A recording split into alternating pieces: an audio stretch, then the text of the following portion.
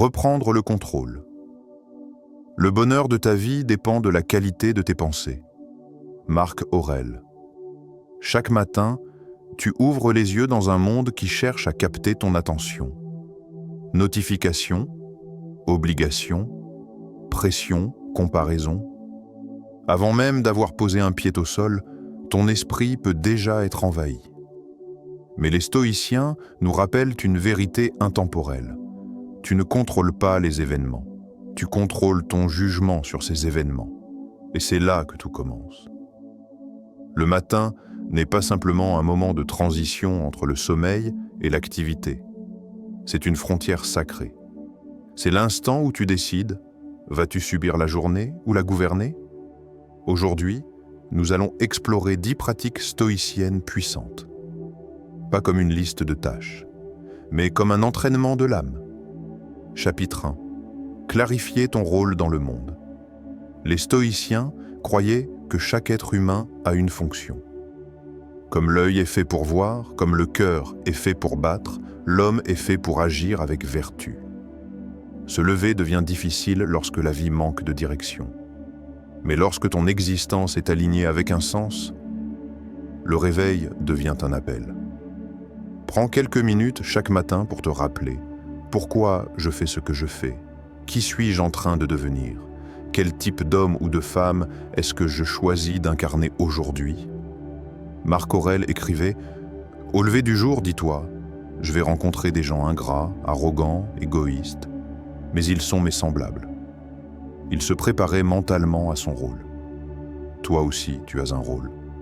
Parent, créateur, leader, apprenant, bâtisseur.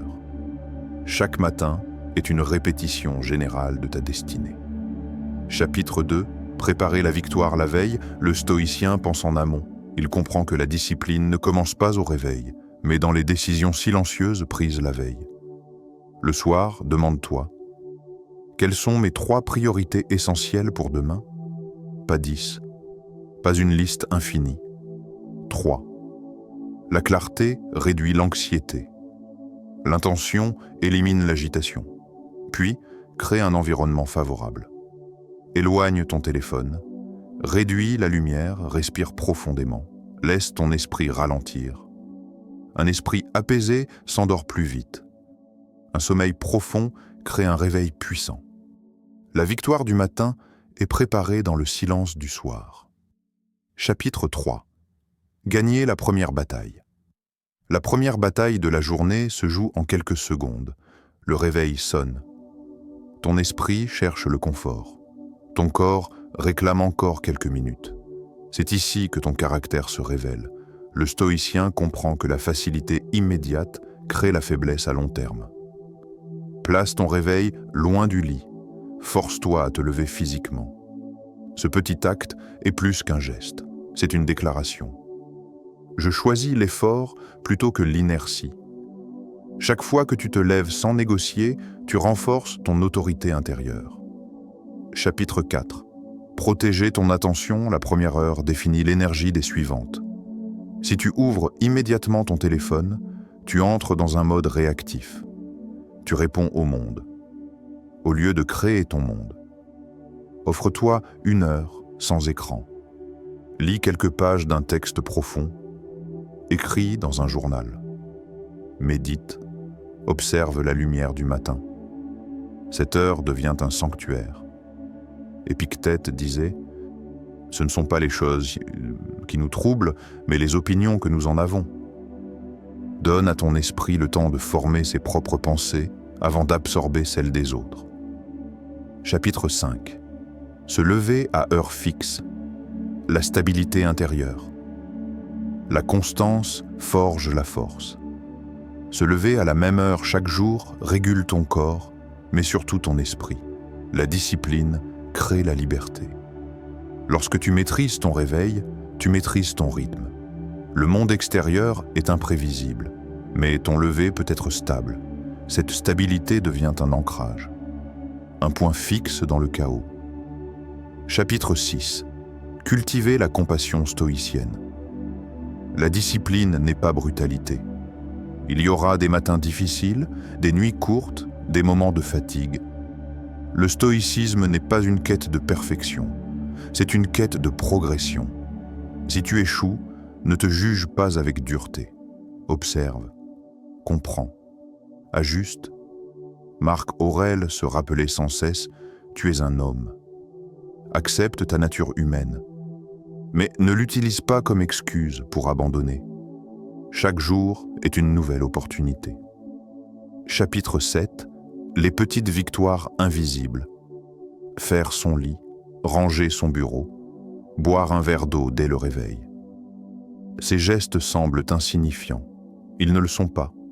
Ils envoient un message à ton cerveau. Je suis organisé. Je suis capable.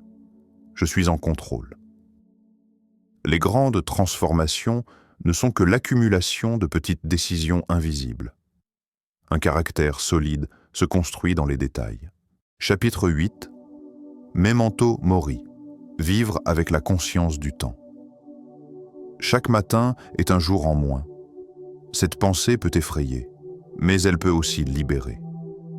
Si aujourd'hui était ton dernier jour, comment agirais-tu ? Tu ne perdrais pas ton temps en querelles inutiles.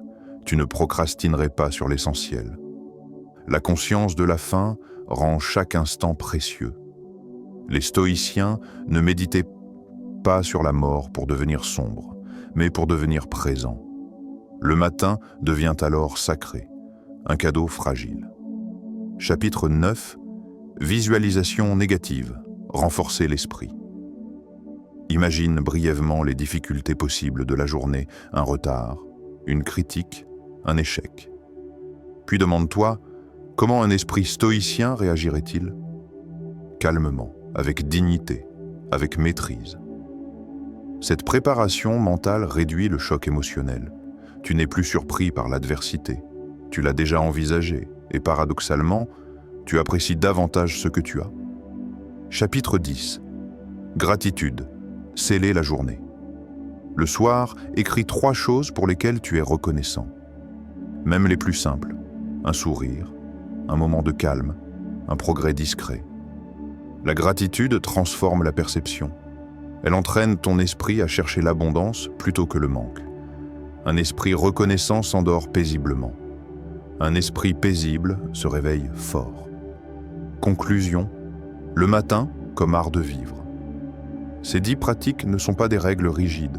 Elles sont des piliers, discipline, clarté, présence, résilience, gratitude. Chaque matin est un vote pour ton identité. Tu ne deviens pas stoïcien en lisant, tu le deviens en pratiquant. Et tout commence au réveil.